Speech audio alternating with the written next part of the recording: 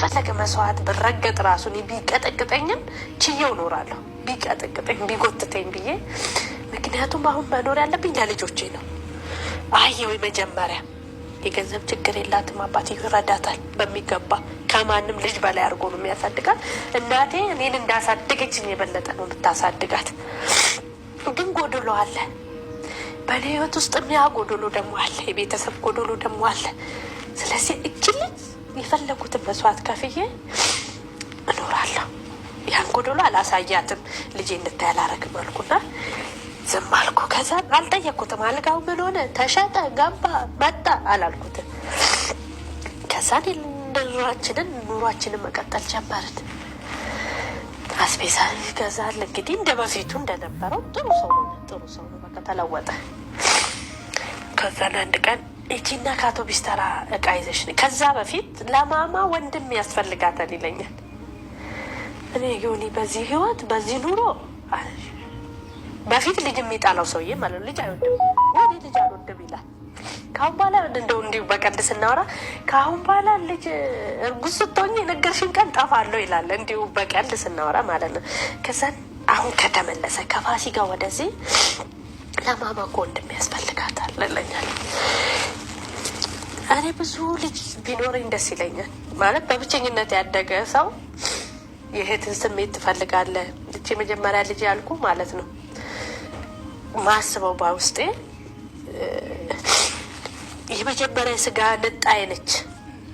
በእሷ ውስጥ አባት ነው ያለው፣ እናት ነው ያለው፣ እህት ነው ያለው፣ ወንድም ነው ያለው፣ አክስታ ያለው፣ አጎታ ያለው። አሜን ነው ስሟ የመጀመሪያ ልጄ ማለት ነው። በእሷ ውስጥ ብዙ ቤተሰቦችን ነው የማየው። እንደገና ቢበዙልኝ 6-7 ልጅ ቢኖረኝ ደስ ይለኛል። ከአቅሜ አንጻር ነው እንጂ ግን አልፈልግም። እኔ ልጅ አልኩት ወይ የሆነ ልጅ አልፈልግም። እንዴት ተኝተን ነው እናወራ ግን ለማማስ አለኝ። ይሻለንና እዛው መሬት ተኝተን ሆዴ ውስጥ ልፍቃር አልጋ ሳይኖረን። ከዛ ተነሳና አንድ ቀን ሂጂ ከአውቶቢስ ተራ እቃ ይዘሽ ነው ያለኝ። እሱ አንድ ጓደኛው አለ እንደ ወንድሙ ነው የሚቀራረበው። እሱ ግብርና ሚኒስቴር ነው የሚሰራው እና ፊልድ ሲሄዱ የዩኒ መኪና ነው የሚጠቀሙ። ሌላ ስራ የለውም። አሁን እንግዲህ ሲሚንቶ ቆሟል።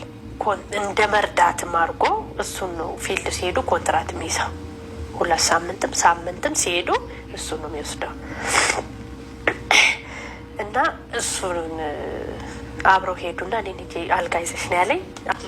መጣ ሰውየው አላነሳ እቃ ነው ያለኝ። እንደውም ተመልሶ ራሱ በስንተኛው ቀን በታክሲ ላከ ቤት። ሌላ አልጋ ገዛ አስቀመጥን። እኔ ስመጣ ዘረጓሉ አለኝ። ይሻለንና አልጋው ገዛን።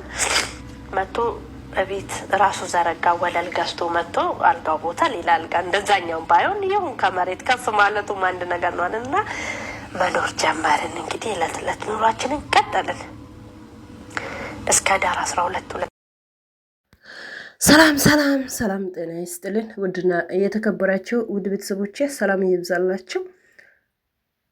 እንኳን ወደዚህ ቻናል ላይ በደህና በሰላም መጣችሁ። ለቤቴ አዲስ ከሆናችሁ ማለትም ዛሬ የመጣችሁ ከሆናችሁ ላይክ፣ ሰብስክራይብ በማድረግ ውድ ቤተሰቦቼ ከኔ ጋር እንድትሆኑ በአክብሮት እጋብዛችኋለሁ። ቤተሰብ ወይ የሴት ልጅ ግፍ እኮ በጣም እንጃ። እኔ ሳስበው የሴት ልጅ ግፍ በጣም ያሳዝናል። የምር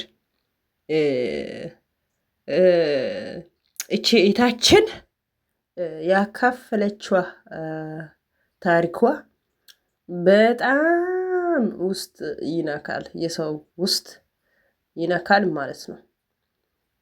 አያችሁ፣ ሰው ማመን፣ ሰው ጋር መኖር አለብኝ፣ ሰው ጋር አንድ ላይ ሁኜ በቃ መኖር አለብኝ። ያም ሆኖ ግን ልጆቼ ወይም በቃ ለልጄ ስል አያቸው እሷ ለልጄ በቃ ለልጆቼ ብዬ ልኖር በቃ እንደምን እሱ በቃ እሷ ያለችው ሰምታችኋል። እኔ እንጃ ምን እንደምላችሁ አላውቅም። በጣም ታሪኳ ሲሰማ የሰው ልብ ይነካል። እኔ እንጃ በቃ በቃ ለልጆቼ ስላለች የፈለገው እሱ ቢመታኝም አለች፣ የፈለገው እሱ ቢያደርገኝ አለች፣ ለልጄ ብዬ ለልጆቼ ብዬ አለች ልኖርልት አለች። በቃ የኔ እናት አያችሁ፣ ሰው ብዙ ነገር ነው ሴት ልጅ የምትሸክማት ማለት ነው። እኔ እንጃ እኔ በእንባ ነው የጨረስኩት የእሷ ታሪክ ማለት ነው። በጣም በቃ የሆነ ያለ አይደለ የሆነ ብቻ በቃ ይከብዳል፣ ያሳዝናል። የምትለው ነገር የሰው ልብ ይሰብራል ማለት ነው። ያችው ብዙ ነገሮች አሉ እኮ ሰው ውስጥ ሰው ብዙ ነገር ሸፍኖ ልብስ አሁን ለምሳሌ ዩት ልብስ ለብሳለች፣ ማልኳ በጣም ያምራል፣ ውስጧ ግን እግዚአብሔር ያውቃል። አያችሁ ይሄን ሁላ ሽክም ነው እንግዲህ ሸክማ ነው ያለችው ማለት ነው። አያችሁ ሰው ብዙ ነገር የሰው ውስጥ አለ ብዙ ነገር ማለት ነው። እና ይሄን ሁላ ችሎታ እግዚአብሔር ነው እንግዲህ ለሷ የሰጣት። አየችው ታሪኳ በጣም በጣም ነው የሰው ልብ ይሰብራል። እንደገና ደግሞ እዚህ ውስጥ ብዙ ትምህርት መውሰድ እንችላለን። ብቻው እኔ እንጃ ብቻ ምን እንደምላችሁ አላውቅምና እኔ በእውነት በእንባ ነው የጨረስኩት የእሷ ታሪኳ የእሷ ሳወራ እና አንድ ሰው ጋር ልኖርለት በቃ አለ ከዚህ ወጥቼ እንዴት ነው የሚሆነው?